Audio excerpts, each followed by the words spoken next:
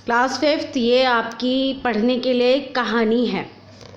ये पुराने समय में जो है एक राजा होते थे, उनका नाम था बीरबल, सॉरी अकबर। और अकबर के दरबार में बहुत सारे लोग होते थे, उसमें से एक दरबारी था बीरबल, जो कि अकबर जो राजा थे वो उनका सलाहकार था और उनको टाइम टाइम पर सबक भी सिखाता रहता था। क्योंकि पहले जो है राजा का बेटा राजा होता था, तो राजा का बेटा अगर बेवकूफ़ भी है तब भी वो राजा ही बनता था। तो जो उनके दरबारी होते थे वो उनकी सलाह से काम करते थे। तो आज पहले हम ये बीरबल की सूझबूझ की कहानी हम पढ़ लेते हैं। यह कहानी तब की है जब बीरबल अकबर के दरबारी नहीं थे। आयु भी उनकी 16-17 वर्ष की थी। वे किले के निकट पान की दुकान पर काम करते थे। एक दिन बीरबल पान लगा रहे थे, तभी किले का एक कर्मचारी उनकी दुकान पर आया। उसने बीरबल से पाव भर भीगा हुआ चूना मांगा। बीरबल ने पूछा, इतने चूने का क्या करोगे? कर्मचारी बोला, आपके पास कितना चूना है? तो बीरबल ने कहा, होने को तो मेरे पास 3 सेर से भी अधिक है। 3 सेर का मतलब है 3 kg, 3 किलो। परंतु इतने चूने का तुम करोगे क्या? बीरबल ने जिज्ञासा प्रकट की।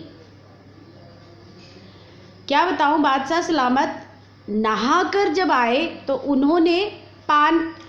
मैंने उन्हें पान पेश किया। उसे खाते खाते वे कुर्सी पर बैठ गए और हुक्म दिया कि पाव भर चूना ले आओ।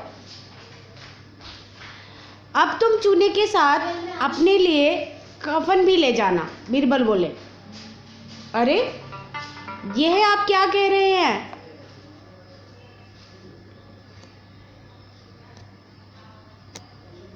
हाँ, बीरबल बोले, अरे ये आप क्या कह रहे हैं? राज कर्मचारी शर्माते हुए बोला, तुम कितने दिनों से बादशाह के लिए पान लगाते हो?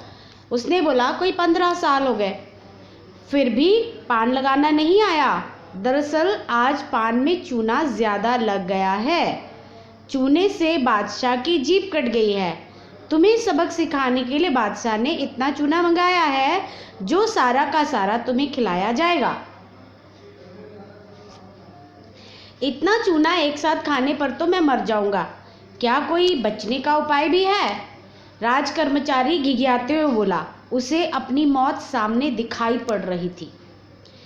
घबराओ मत, एक सेर घी खरीद कर ले जाओ और थोड़ा थोड़ा करके सब पी जाओ। इससे ना तो तुम्हारी जीभ कटेगी और ना पेट को कोई हानि होगी। फिर बिना डरे चूना लेकर बादशाह के पास जाओ, बीरबल ने सलाह दी। कर्मचारी घी पीकर बादशाह के सामने गया। उसे देखते ही बादशाह ने पूछा, चूना लाए हो? जी हुजूर, राज कर्मचारी ने उत्तर दिया। यहीं बैठकर सब खाओ, बादशाह ने हुक्म दिया। राज कर्मचारी को बैठे बैठे ही सारा चूना एक साथ खाना पड़ा। अगले दिन जब उसी राज कर्मचारी ने बादशाह को पान पेश किया तो बादशाह ने अचंभे से पूछा, इतना चूना खाकर भी तुम मरे नहीं? राज कर्मचारी ने बीरबल द्वारा दी गई सलाह के बारे में बादशाह को सब कुछ बता दिया। इसके बाद बादशाह अकबर पर बीरबल की सूझबूझ, दूरदर्शिता और बुद्धिमानी का इतना प्रभाव पड़ा कि उन्होंने बीरबल को तुरंत बुलाकर अपना दरबारी बना लिया। इस प्रकार बीरबल अकबर के दरबार में नवरत्नों में शामिल हो गए।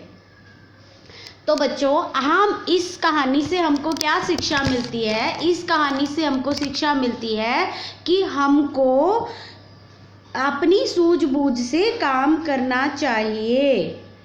ओके, दिमाग से काम करना चाहिए, सोच समझकर काम करना चाहिए। ठीक है बच्चों?